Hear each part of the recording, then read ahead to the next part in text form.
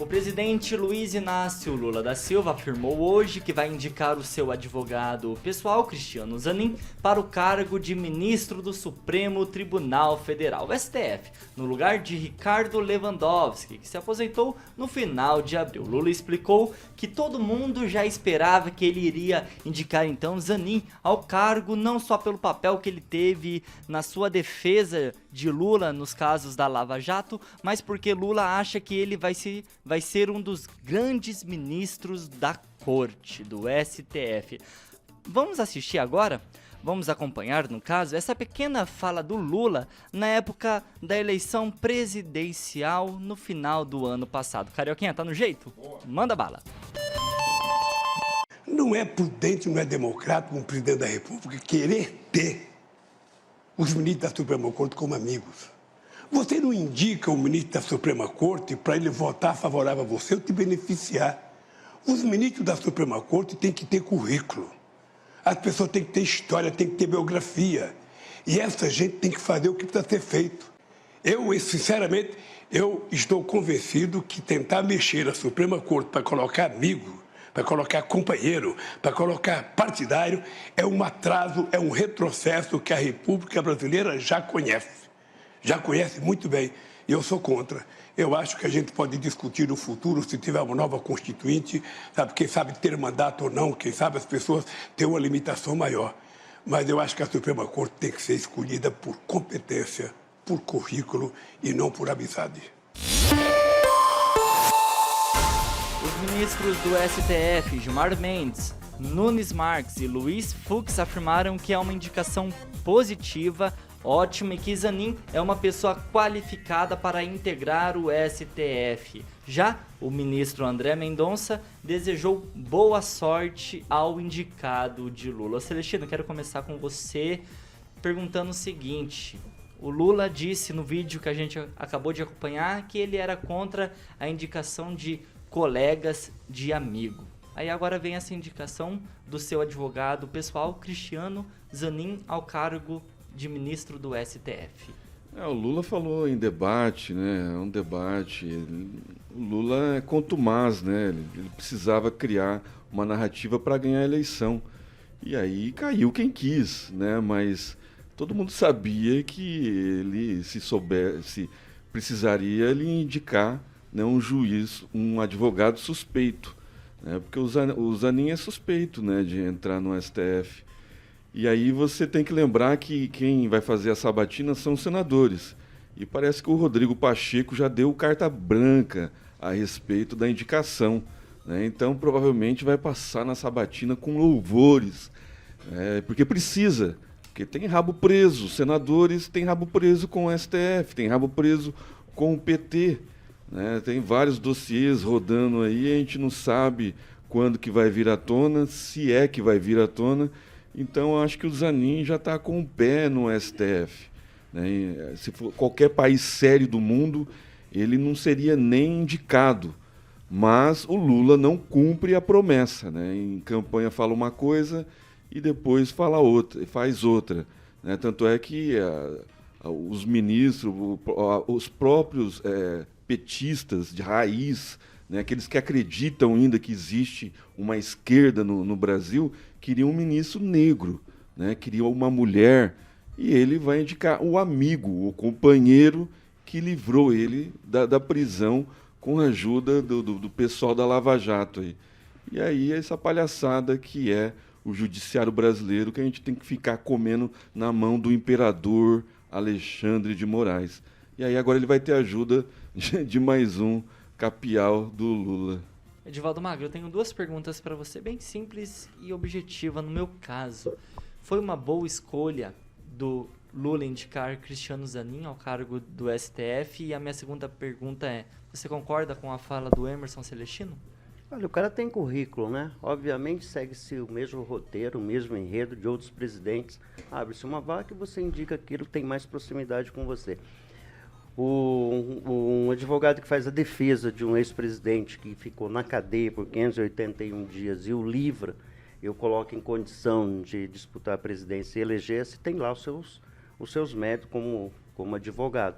E o sujeito tem lá sua biografia, vai ser sabatinado pelo Senado, cumprindo o ritual normal. Então, não vejo problema nenhum, não tem nenhuma novidade nisso, né? Reproduz-se apenas um enredo, né? Como eu já disse, comum a presidentes quando abre vaga no Supremo. Aliás, acho que o Lula vai indicar mais 2 nomes, né? São 3 nomes ao longo desses 4 anos. Mas eu quero registrar aqui uma ponderação da Rosa Weber, não sei exatamente como é pronunciar o nome dela, que ela lembrou hoje, né, que há 2 mulheres só no Supremo, e ela defendia, né, que deveria haver uma participação maior no STF. Ao longo da história do STF, presente, me parece, mais outra mulher, Ellen Gracie, acho que é isso, né? Então, assim, houve uma participação muito pequena das mulheres no Supremo, e seria oportuno, né, que as mulheres tivessem mais indicação. E existe, né, mulheres qualificadas e capacidade, né, nas diversas instâncias do judiciário capazes de assumir essa vaga. Mas nada de novo no front, né? Segue o roteiro repetido por outros presidentes e, obviamente, como fez 2, acho que Bolsonaro indicou 2, os 2 votaram sempre com o Bolsonaro. Bolsonaro indicou André Mendonça, né? E o Vargas. Mas nenhum suspeito, né? Então, aí, nesse sentido, nenhum vai foi continuar advogado do sendo, presidente Bolsonaro. Vai continuar sendo dessa forma e não vai mudar nunca. Eu acredito na Constituição. Falar em currículo, os 2 são juízes. Eu acredito que nós somos um país democrático e o STF ainda funciona como uma espécie de poder moderador ainda, diante de tantas barbáries democráticas nesse país. Ô Calazans, tem como aceitar o advogado pessoal do Lula como ministro do STF? Eu acho que não tem como deixar de reconhecer uma grave afronta ao princípio da impessoalidade que está previsto no artigo 37 caput da Constituição Federal e que é corolário, né, como se diz no mundo jurídico aí, de todos os atos da administração pública. O advogado, o Dr. Zanin, ele, sem sombra de dúvidas nenhuma, ele é um advogado extremamente competente, ele tem currículo, acho que não é isso que está em debate. Ele tem qualidade, de fato tem, para ocupar o posto.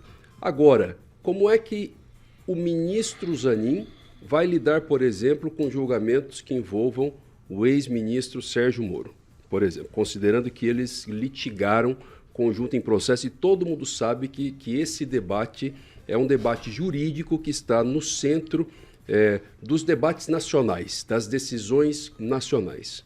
Como é que o ministro Zanin vai julgar questões que envolvam decisões mais fortes, digamos assim, do presidente da República, Lula, durante o seu mandato, considerando que o ministro Zanin foi advogado pessoal do presidente, inclusive resquícios dos processos nos quais o Lula foi envolvido na condição de réu, podem subir para o STF ainda e passar pelo Zanin. E não existe no STF a tradição de um ministro se declarar suspeito, como deveria se declarar.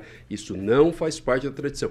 Então, veja bem, não se trata de analisar a qualidade. Zanin poderia ser indicado depois. Agora, nesse momento, pelo presidente Lula, existe uma quebra gravíssima do princípio da impessoalidade. Edivaldo Magro, antes de você falar, rapidinho, enquanto você falava, o Celestino parece que ele não estava concordando muito com a sua fala, não. Então, primeiro eu passo a vez ao Celestino. Vai lá, Celestino, rapidinho. Não, mas o Calazans já respondeu, Edivaldo, né? A gente não se trata de currículo, se trata de impessoalidade.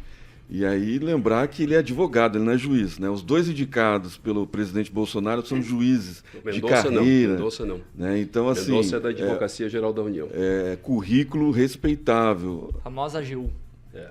Edivaldo, 15 segundos. Não, é só, apesar de não haver tradição, né, o meu caro advogado, doutor Calazans, existe a figura da abstenção, ele pode se declarar suspeito, sim. Pode não haver a tradição, mas existe o argumento, existe o recurso, existe a figura da abstenção. Eu espero, sinceramente, que numa situação extrema, o Zanin, considerando a impessoalidade também do cargo, ele seja capaz de arborar essa condição e abster-se de uma situação extrema em que o voto dele Vai lá, pode Edivaldo. provocar alguma situação delicada para o presidente. Ô, Francês, e quem não gostou nada dessa história foi o senador Sérgio Moro, tá? Porque ele falou que a nomeação de um advogado e amigo pessoal do presidente da República para o Supremo Tribunal Federal não favorece a independência da instituição e fere o espírito republicano. Isso foi o que escreveu Sérgio Moro no Twitter. Vai lá, Francês. Sérgio Moro deveria recuar um pouco, repensar no que ele fala e citar os indicados pelo presidente Bolsonaro. À época ele não protestou nada. Aliás, o Supremo Tribunal Federal do nosso país é, de certa forma, uma piada, né? Porque os juízes são indicados por presidente, indicados por Lula, por Dilma, Temer, Bolsonaro, né? Eles são indicados por presidentes. Isso geraria, como disse bem o Edivaldo aí, abstenção. Mas se a gente for pensar em abstenção, todos teriam que se abster em determinados julgamentos, porque se não ligam a presidente, ligam a amigos e companheiros e políticos com ligações com os presidentes. Então, o único erro que eu vejo aí na questão do advogado Zanin é que o presidente Lula acenou durante a campanha política com novidade, com coisa de bom senso. Ele disse que seria contra, que ele era contra você nomear um advogado, alguém que o defendeu, alguma coisa, mas ele agiu, na verdade, como a biruta do aeroporto, né? Que ele acompanha os ventos, ele é bem político, ele acompanha os ventos de acordo com o que ocorre. Agora, se o Zanin for escolhido, isso já está, é um joguinho de cartas marcadas, porque o Rodrigo Pacheco joga de acordo com o que quer o Lula, e também o STF, tem ligações profundas com o STF, como advogado que tem banca fora da função pública. Então, nós temos aí uma instância final da justiça que deveria ser preenchida com os quadros da magistratura, com a progressão dos juízes. Eu acho que isso seria o real, o legal necessário para tocar bem a justiça desse país.